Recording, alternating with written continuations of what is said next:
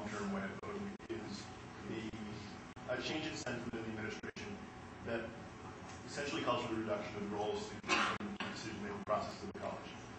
Historically, we've had seats on all of the committees of the college and been full participants in those committees. Increasingly, we're finding it challenging to get those students fully accepted into those committees. And as increasingly decisions aren't being made in those committees, we're finding it hard to get in touch with administrators, get our message across to them, and get them to respect the student voice. This year, we've essentially been holding down, but next year it will become even more challenging as the administrators who brought this new philosophy settle in even more. So why are you the person to hold that off? And how would you state the role students should have in the governance of the college that takes place? Okay, Dustin's question is about student participation in college governance. But why you? And why would you, I guess, be a better candidate to enable student participation in that way? So we'll start with Sophia.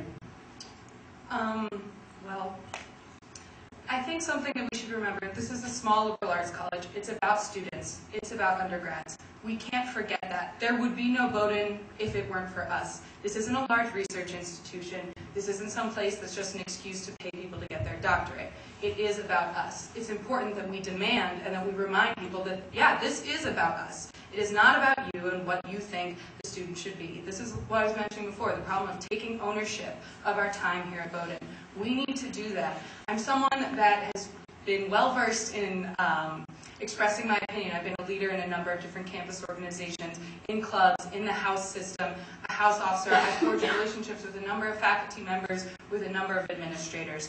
I promise that if I'm elected BSG president, I won't forget that Bowdoin is about us, and that it would be my job to act on behalf of the student body.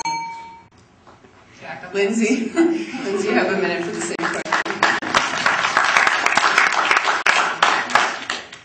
In a more logistical approach, I think it's very important if you were to get all the students who serve on those different committees, because I served on a committee when I was a member of the BSG.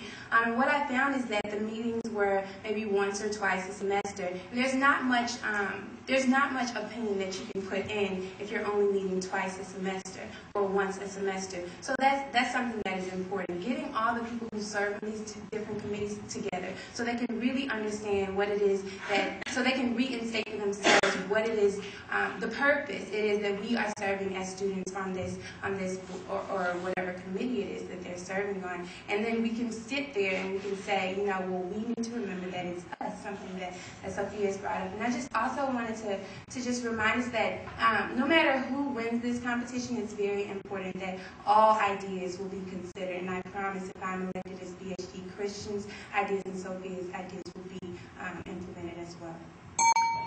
Thank you. Steve has a follow-up question. Yeah, this is for Sophia. Sophia, in your statement of candidacy, you said that the arrival of a new director of residential life gives us the opportunity to talk about the complications of upperclassmen housing and the college house system, and to re-examine the roles proctors and RAs play. Can you just give a little bit of what specifically you mean by that? Well, this gets back to something that I brought up earlier. Those are things I've heard all of my peers complain about. It's something I've complained about on a number of occasions. Nothing here works perfectly. No matter who lives where as an upperclassman, someone feels like they're getting the short end of the stick. We need to try to figure out a way that no one feels like they're getting the short end of the stick, that no one feels like they're being pushed off the center of campus, that no one feels like their facilities are falling down or that they have a construction site in their backyard if this is at all possible. We need to figure out what an RA does. We know proctors, help your transition. They hold your hand through orientation. They do a lot of things like that. I'm so close with my proctor group, and I think that shows that there is a defined role there. But once you get into the upperclassmen realm, it becomes sort of fuzzy.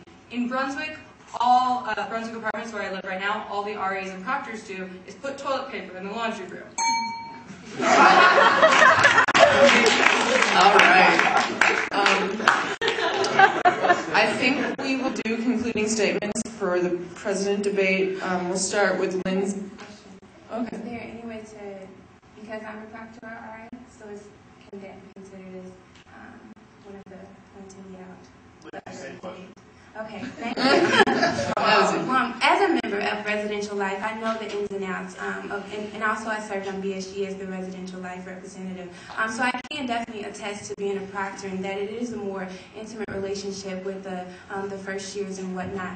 But next year, I will be a Brunswick RA, and I think what Residential Life has really tried to do this year is to get people who are really involved in terms of building community. And I really believe that the new picks of the Residential Life RAs represents this kind of move to community builders as RAs. And another big goal for RAs is that what you do is you help the first year. So you go to the first year dorms and you help them with transition, because the upperclassmen have already kind of gone through that transition. So I just want to make that kind of clear that there are changes in the residential life system that are happening, and as a member of Res Life this year and next year, I will help in that process. Okay. Thank you. Concluding statements, we'll start with Nick.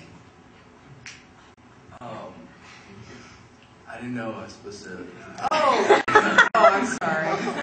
All right, then we'll start with Sophia. You have a minute. Julie, yeah? Can I ask a question on that? Absolutely. I think we had the same question before. What qualities about Christian do you think make him a good president? Go, Nick, go. Thank you. That was a good question.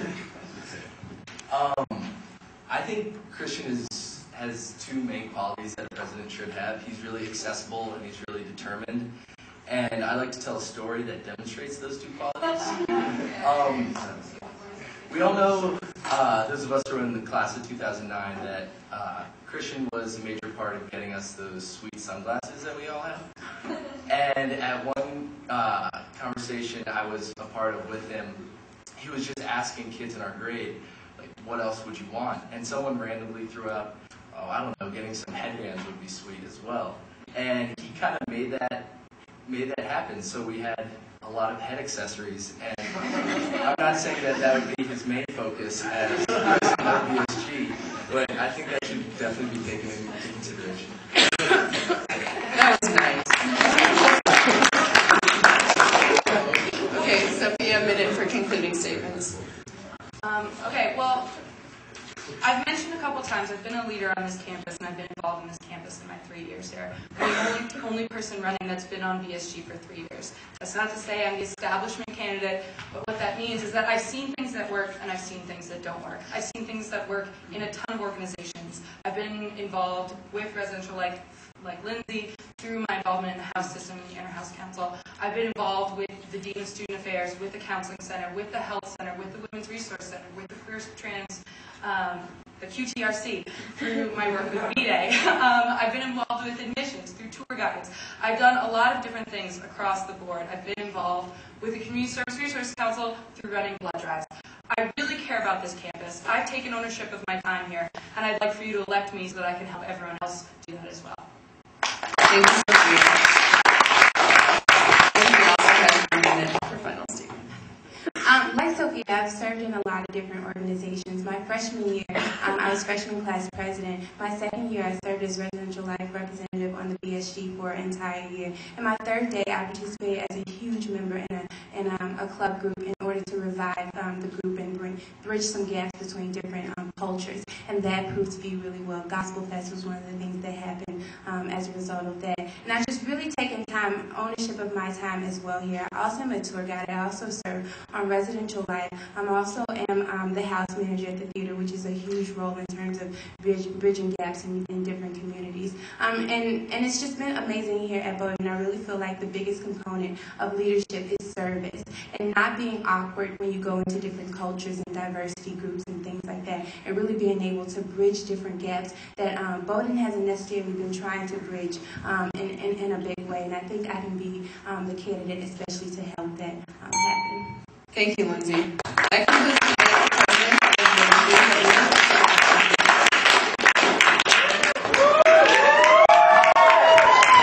All right, the final debate is between the candidates for academic affairs, Sam Diding, class of 09, and Sean Campbell.